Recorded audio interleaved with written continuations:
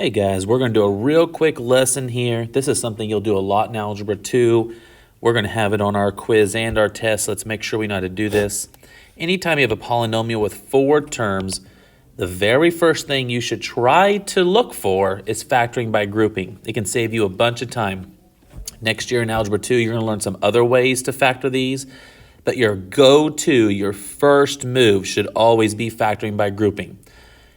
So let me kind of show you what that is. So basically we have 4 terms, and it doesn't really matter what order you write them in. I like to write them in descending order, where we have x cubed, x squared, x, and then x to the 0, which kind of goes away. But the order actually doesn't matter. So factoring by grouping is going to work. What I do is I split them into 2 teams. I make like this little shape here that kind of splits it into 2 groups of 2.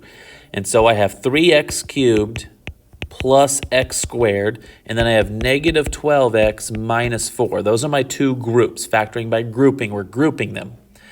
And I'm going to pretend this is all I have. If I just said, hey, what is the GCF here?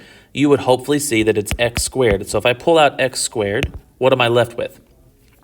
Something to note, when you are factoring, that's kind of code for undistributing, which is like dividing. So what would happen if I did 3x cubed divided by x squared? What I would be left with is 3x. How about x squared divided by x squared? I would be left with positive 1. So when I undistribute the x squared, I'm left with 3x plus 1. And you can check it out. If I were to redistribute it, isn't that 3x cubed? And isn't that plus x squared? So you can check your answer out. Then we're going to do the same thing here. We're going to pull out the GCF. But one key note is this first term needs to be a positive number. After we factor it, the inside term needs to be positive. So I want to pull out a negative for sure. And then what's the GCF? It would be negative 4. So what would happen if I did negative 12x divided by negative 4? I would get positive 3x. And then negative 4 divided by negative 4, I would get plus 1. All right, so we have these 2 situations going on. Now, this might be a little hard to understand, so I'll show you with some different numbers. But basically, we have this one long equation that we broke into 2 groups. If I said something like x squared y minus 4y, and I told you to factor this, wouldn't you see the GCF is y and pull out x squared minus 4? That's kind of what's going on here. This is 3x plus 1 and 3x plus 1. If you think of that as like the letter y, right, don't they both have a 3x plus 1? So I can factor out a 3x plus 1. And that's going to leave me with, just like here, if I pull out the y, I'm left with x squared minus 4. When I pull out 3x plus 1, I am left with x squared minus 4. All right, and then we do a quick scan. Can I factor anything else? And it can be hard to know what you can and can't factor, but this is x to the first. There's no x on that. There's no GCF. There's nothing going on. If there's an x squared, there's a chance I can still factor it. If it's x squared plus a number, that can't be factored, but x squared minus a number can. X squared minus 4, and we're going to talk about this more, or you'll talk about this a lot more next year, but we're going to talk about this more in May as well, is a difference in perfect squares. So it will factor to x plus 2 and x minus 2. Let's talk about why that is. If you started with these numbers, if this is what I gave you and I said distribute it, wouldn't you do x times x get you x squared? X times negative 2 would be minus 2x. Then you have plus 2x, and then you have minus 4. So what happens here is they cancel out, and you're left with x squared minus 4. So what we know is that if we have 2 terms like this, if we have an x squared minus a perfect square, that it comes from what are called conjugates. And that is a plus and minus version of the square roots. So the square root of x and the square root of 4 gives us x and 2, and if there's a plus and minus version, that's how you cancel out that middle term. So difference in perfect squares always leads to conjugates, and conjugates always lead to difference in perfect squares. So going the other direction, like if I said, hey, what is x plus 3 times x minus 3? If you recognize those as conjugates, you could immediately know that's x squared minus 9. Because you know you're going to have a minus 3x and a plus 3x that cancel out. And if you know that, you can do those pretty quickly.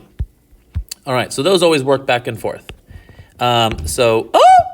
So keeping that in mind, let me erase this extra stuff. We still have the 3x plus 1 leading the way, and those are my factors. It said factor by grouping. It did not say solve, it just said factor. Completely factor. Solving is a different thing. We'll do that another time. All right, so I'm going to go a lot faster through the rest of these. That was the slow explanation. Watch it again if you need to, but I'm going to go a lot faster now. So we split it into two groups. The first group, we look for a GCF. We can pull out an x squared. That would leave me with 4x minus 5. It's like we're dividing off an x squared. The second one, you always want to pull out the negative. 36 and 45 have a GCF of 9, so I'm pulling out a negative 9, which would leave me with 4x. 45 divided by negative 9 would be negative 5. These numbers have to be the same. If you do factor by grouping and you don't get the same expression in those two locations, the same binomial, then you didn't do it right, or you can't factor it by grouping. Those are the two options. Here, they both have, because the next step is they both have a 4x minus 5. So we pull out the 4x minus 5, and that leaves me with x minus 9. X squared minus 9, excuse me. Are these both squares? X squared and 3 squared? Yes and yes. So we have one more step. That is a difference in perfect squares. So we know it leads to conjugates x plus 3 and x minus 3. And now we are fully factored. I'm going to do the rest of these. You can practice them yourself as well before I do them. Split it into two groups. This one again, I can pull out an x squared, leaving me with 2x plus 5. The next one looks like I can pull out 16. Yeah, 16 times 5. So I can pull out minus 16, and that leaves me with 2x and plus 5. Yeah. Real quick, if I had negative 32x minus 80, let's say I didn't realize it was 16, and I pulled out negative 8, and that would leave me with positive 4x plus 1. Oh, wait, it wasn't 8. It was 80. I was like, that can't be right. So if it was 80 divided by 8 plus 10, this isn't factored, right? Isn't there another GCF? What could you take out of 4x plus 10? You could take out another 2. So if you pull out another 2, 8 times 2 is 16. Divided by 2 is 2x. Divided by 2 is 5. You get to the same place. So you're not fully factored until there's no more GCF in that location. So if you pull out a number that's too small, just keep going.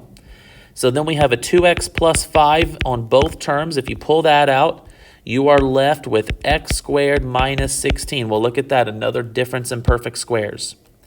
So x squared and 16 are perfect squares that lead to conjugates. Do you know? 4 and x. And now we are fully factored. Okay, let's do another one. Split it into two teams. This, we're going to pull out an x squared, leaving me with 2x plus 5. Oh, didn't we just have that? Sure did. What's the GCF there? 3, 9, 15, 3, 9. So I'm going to pull out a 9. That would leave me with 2x plus 5. Okay, so they both have a 2x plus 5, so I can pull out a 2x plus 5 to the front, leaving me with x squared plus 9. Now, there's no way to factor 2x plus 9. X squared plus 9. So this is actually done. This is not a difference in perfect squares. That's a sum of perfect squares. So you can't factor that. If we think about this graphically, if I were to draw a graph, x squared plus 9 would start at 9 and make a parabola going this direction. Are there any solutions to that? Does it ever cross the x-axis? No, you can't factor that. If it was x squared minus 9, however, that would start at negative 9 and go up x squared minus 9 is going to cross at 3 and negative 3. So that x squared minus 9 has two solutions. X squared plus 9 has no real solutions, which means it can't be factored. You can't say x plus 3, so that's the most common wrong thing, is people say that this is x plus 3 times x plus 3. That is wrong.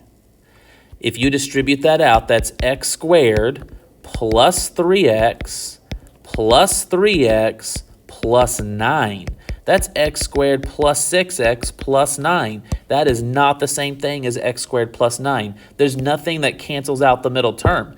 There is a middle term. That's a problem. This will not work. So no, don't go that direction. Get out of here, Arrow. This is the answer. It can't be factored anymore. All right, and then to make it geometry related, this is what you'll have on your test and your quiz, a question. I'm telling you right now, it'll be this exact same question with a different expression. So what I want you to do is factor by grouping, and maybe I'll even put in there factor by grouping. So if the dimensions are represented by binomial factors, these are binomials, two terms, then I can't just make stuff up. It has to be binomial factors. Okay. I guess I could make things up, but then the answers wouldn't be real pretty. So I will actually rephrase the wording a little bit. I know I said I wouldn't. I'll rephrase it to make it a little bit more clear, but I'm looking for binomial factors. We're going to do the exact same work we just did. So it's 5x cubed plus 2x squared minus 20x minus 8. So factor by grouping, I can pull out an x squared, leaving me with 5x plus 2. And here I can pull out a negative 4, leaving me with positive 5x and positive 2. So I can pull out a 5x plus 2, and that would leave me with x squared minus 4. X squared minus 4, are those perfect squares? Yes, x is a perfect square. Sorry, x squared is a perfect square, and so is 4. So 5x plus 2, and this would lead to conjugates x plus 2 and x minus 2, and that's the answer I'm looking for. Those would be the binomial factors. So I don't know like which one's length, width, or height. We don't know what x is. We have no way to actually solve this unless we knew the original volume. But that's what the binomial factors would be for this expression. All right, guys, that's your lesson on how to factor a polynomial with 4 terms.